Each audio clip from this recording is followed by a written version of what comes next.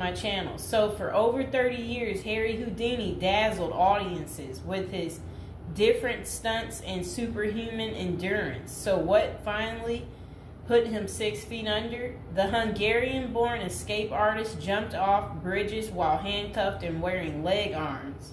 He slithered out of sealed milk cans filled with water, and he devised a Chinese water torture cell in which he submerged and suspended upside down by his ankles. None of those did he. I guess he was able to get out and survive. So Houdini's heart-pounding getaways usually involve a healthy dose of trickery, and but they were also genuine risk. In 1915, Houdini nearly suffocated during a stunt in which he was shackled and buried under 6 feet of dirt. Houdini had made a career out of surviving the impossible, which only made the circumstances of his 1926 death all more mysterious. The 52-year-old performed before a packed audience in Detroit on October 24th, but was rushed to the hospital afterwards with an apparent case of appendicitis. He died just a week later on Halloween, leaving his legions of admirers bewildered. Okay, so an obituary in the New York Times expressed shock at the passing of the man who so often had seemed to thousands to be cheating the very jaws of death. And I want to talk about something else. So I've been to Detroit, and I don't remember anybody talking about Houdini there. And I think they should have had some of his cool, iconic stuff there. But I did see they had Houdini stuff in Las Vegas when I was in Vegas.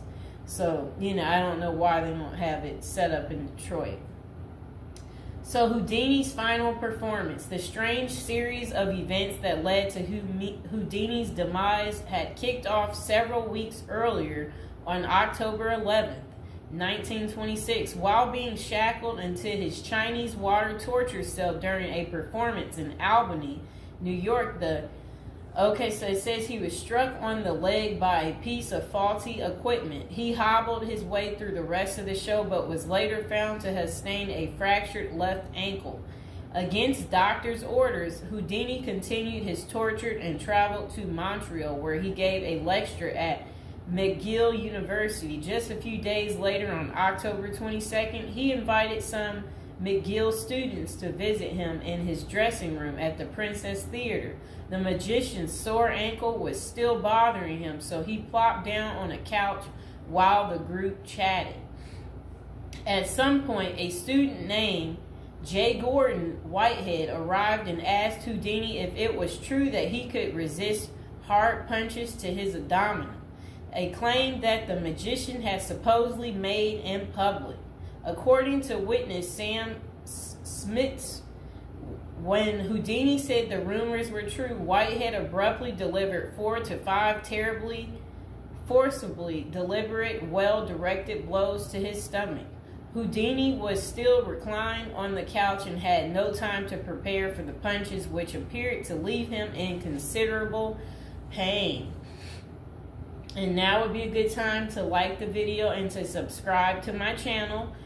Do you like this new series? This is the Death series, and there will be more series to come and more episodes from the Death series as well. And do you like my prison series? And if you haven't checked out my prison series I created just for you, you can go ahead and check out my playlist. And there's also a love spell series that I think you will enjoy too checking out. Okay, so Houdini brushed off the incident at the time, but that same evening, he began to complain of discomfort and stomach cramps. His condition only worsened the next day when he boarded an overnight train to Detroit for a new run of performances. The magician developed severe abdominal pain, cold sweats, and fatigue, and his temperature rose to 104 degrees. A doctor suspected appendicitis and instructed Houdini to go to a hospital, but the performer insisted on taking the stage for his opening night show at Garrick Theater. Isn't that really funny? He still wanted to work even though he wasn't doing so well. Okay, he proceeded to struggle through his routine before collapsing immediately after the final curtain. The show would be Houdini's last. The same night, he was taken to a Detroit hospital and prepared for surgery. Doctors successfully removed his appendix, which was found to have ruptured several days earlier, but it had already poisoned his insides. Despite a grim prognosis, the magician clung to life until October 31st, when he died with his wife Bess and his two brothers by his side. The official cause of Houdini's death was listed as peritonitis caused by a ruptured appendix. At the time, the magician's doctors firmly believed that the illness was the result of so I guess some guy had given him something backstage during an encounter in Montreal. Okay, so such cases of traumatic appendicitis are extraordinarily rare. One study found only a couple dozen instances over a nearly 20-year period, but in 1926 the diagnosis was widely accepted. Houdini's life insurance company was even forced to pay his wife a double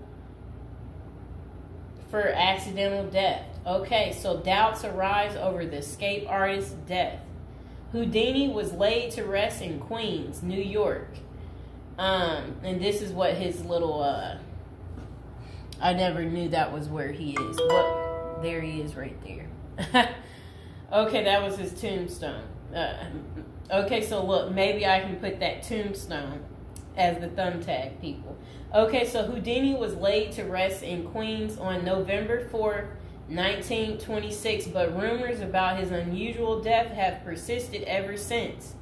Many of the theories tend to focus on the magician's contentious relationship with spiritualism, a pseudo-fed religion whose adherents once claimed it was possible to communicate with the dead through seances and mediums.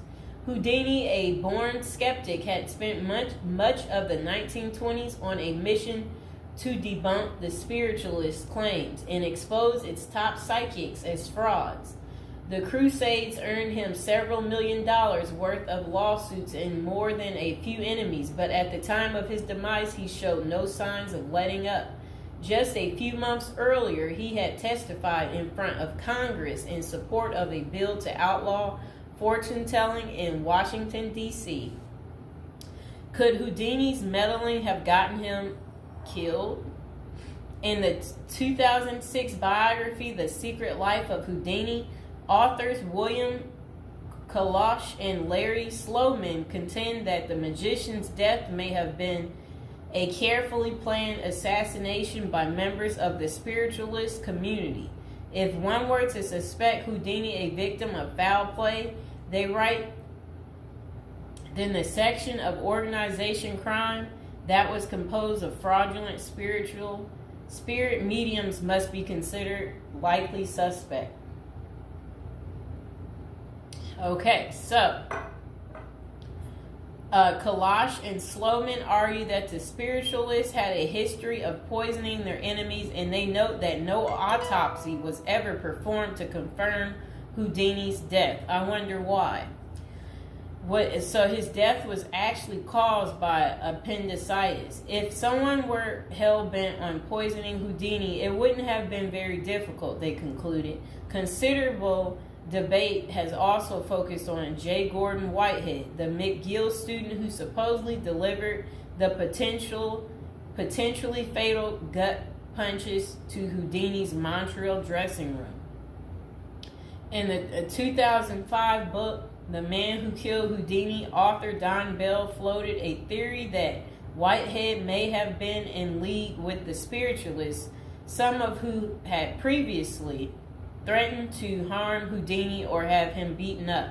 Bell concluded that there was not enough evidence to connect Whitehead to any kind of criminal plot, but others have argued that he was an enemy agent who stalked Houdini during the magician's time in Montreal. Okay, so was Houdini murdered? The true cause of Houdini's demise may never be known for sure, but the majority of scholars tend to dismiss the murder theories as mere speculation. For them, the more pressing question is whether Houdini's ruptured appendix had any connection to the stomach blows he received a few days earlier. Don't forget to like the video, and if you're new to the channel, go ahead and hit that subscribe button. So while the evidence shows that such conditions is indeed possible, many consider it more likely that Whitehead's punches simply caused Houdini to ignore an already existing case of appendicitis. By the time the magician finally sought out treatment, the theory goes it was already too late. Interestingly, perhaps the most sought after source for information about Houdini's death is none other than Houdini himself in what amounted to his ultimate test of the spiritualist's claims. The magician promised his wife Bess that he would try to communicate with her from beyond the grave. Bess went to hold an annual Houdini seance for 10 years before finally abandoning the search in 1936. Fans and fellow magicians have since made the seance a Halloween tradition, but thus far, the great Houdini's ghost has refused to speak. I wonder why. So I hope you guys enjoyed hearing